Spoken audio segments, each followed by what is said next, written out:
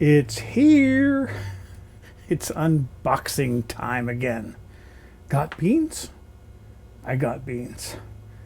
I might have too many beans. I couldn't resist the bargain. I wanted some cannellini beans, dry cannellini beans. The only ones I've been able to find locally in the store are Bob's Red Mill. And they're like, I don't know, an 8-ounce package for like $6 or something. Outrageously expensive for white Italian kidney beans. I wanted cannellini beans, but I didn't want to spend that kind of money. So I ordered it on Amazon. And they sell 3-pound packages, but then I saw the price of the 10-pound package. I ordered the 10-pound package. Okay, but I can portion it up. And beans have a long shelf life. If they're stored properly, they have a long shelf life. So let me show you what I'm going to do with my 10-pound package of dry cannellini beans. So here's the box. First thing that amused me was the name, D'Alessandro. Are you familiar with that name? Have you heard of Andy Warhol? Paul Morrissey?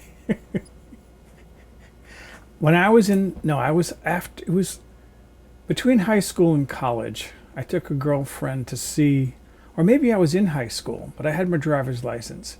I took a girlfriend to see Andy Warhol's picture movie, Trash, with Joe D'Alessandro. Interesting experience. I have most of those films now on DVD. So they're cult classics, amusing in various ways. So, okay, this is what I was thinking of. Rather than like, yeah, I was thinking rather than coming in a package of 10 1-pound bags, it's all in one 10-pound bag.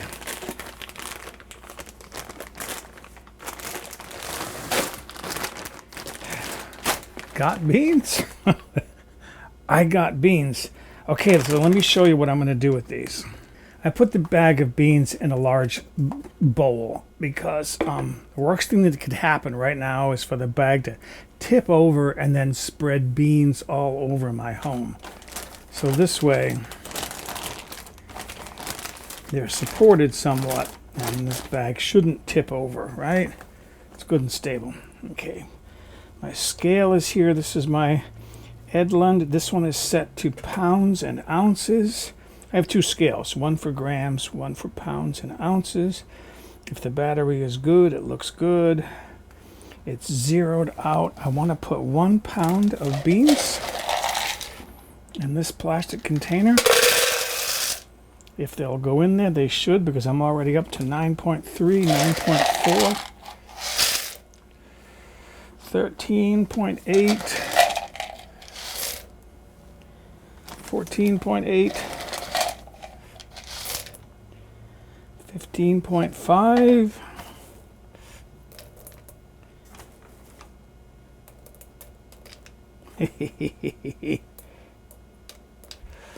it's like playing with toys.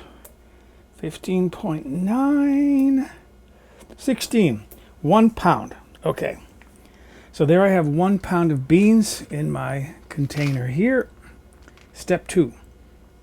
I have my impulse heat sealer set up. I use this a lot for a lot of different things. Like if you open a package, you use some of what's in there. It's a plastic package. You can use something like this to reseal the package, keep the bugs out. Let's see, but that much as far as beans go, maybe that much plastic. That'll be more than enough. Seal it. And then with a pair of scissors, cut the bag off. Get the plastic open, which can be difficult sometimes, but there it goes. Okay, wide mouth funnel. This is just the top of a jar. Plastic jar.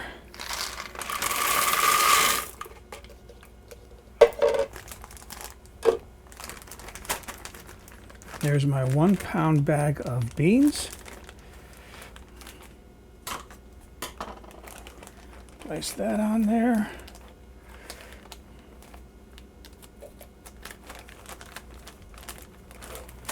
Make sure I get it lined up right so it seals well.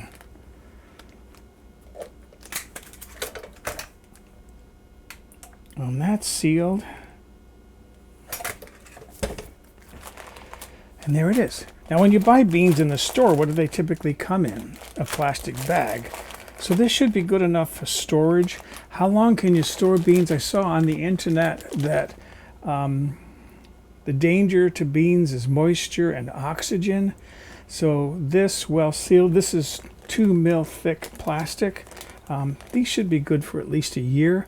With the ideal storage, supposedly you can store beans up to 25 years. I'm not going to store them that long. But there's another method if you want to use a different method for storing your beans. Let's do that next. The other method, I'm sure you saw it coming, is to use a vacuum sealer, which I use so seldom I have to always figure out how to use it. Okay, it's on. You pull out enough plastic and then you go to seal. And that seals it. But I don't know whether the seal is on this side of the cutting or that side of the cutting. So I think it's going to be on the other side. In which case, unlock it, pull it out, and I'm going to use a pair of scissors to cut it off. And then open this up. There it goes. This one I don't need a funnel for, it's so big, the plastic.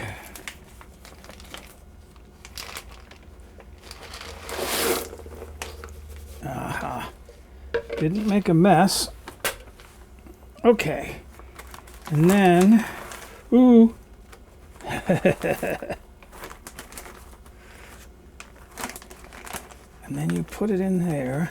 I'm going to need to hold this up onto something maybe. Let's see. I'll use my other bag of beans. So I need some height. There we go. To get that into the trough where the vacuum thingy will work. Right? Lower this back down. Push to vacuum.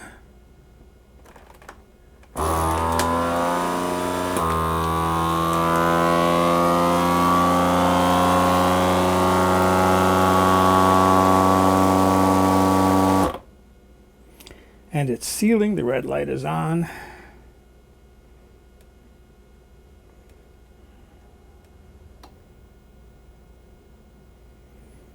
And there it goes. Pops open.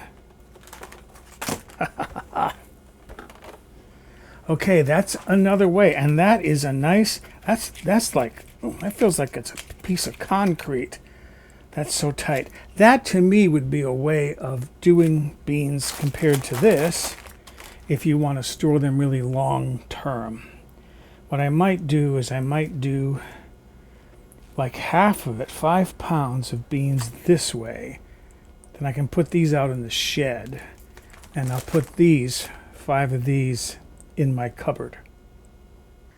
There they are, 10 1-pound bags of beans. 5 that are vacuum sealed. These will go outside in the shed, and then 5 that are just sealed in plastic. And not one bean ended up on the floor. Everything went perfectly. People ask me where I get my equipment from. This is an 8-inch impulse heat sealer. It's available on Amazon. This here is parchment paper. I just put that on because I find that it releases a little bit easier if I have parchment paper on there. You don't need it, but I just use it. 8-inch because I use 6-inch poly tubing, also available on Amazon. These come, if you want, in really big rolls, like 2,000 or 3,000 feet. It'll last a long time. And each one of those packets are about a penny. That's how little they cost. Whereas you know those pouches, those vacuum sealed pouches, even when you buy them at Costco, they can be expensive. But this is very inexpensive. So there it is. 10 pounds of cannellini beans portioned for food later. What am I going to do with all those beans? Well, wintertime is coming. We're already well into the fall season, and I like making bean soups. And one of my favorites is, it's known in this country as pasta fagioli. You see it on menus often as pasta fagioli. In Italy, they pronounce it pasta e fagioli, pasta and beans. My grandparents on my mother's side were from Italy, and they pronounced it pasta fazool, as in that Dean Martin song, "When the stars make you drool, just like a pasta fazool, that's amore." What I'm going to work on next, I've already got the recipe written up. I'm going to do that as another cooking video for my Mobile Home Gourmet channel. I want to do a ham and bean soup, and I'm going to make it a little bit different. Rather than using water, I've got a lot of homemade chicken stock in the freezer. So I'm going to use that instead, and added a few other things to it. So stay tuned, check out my other channel, Mobile Home Gourmet. And as for this channel, thanks for watching.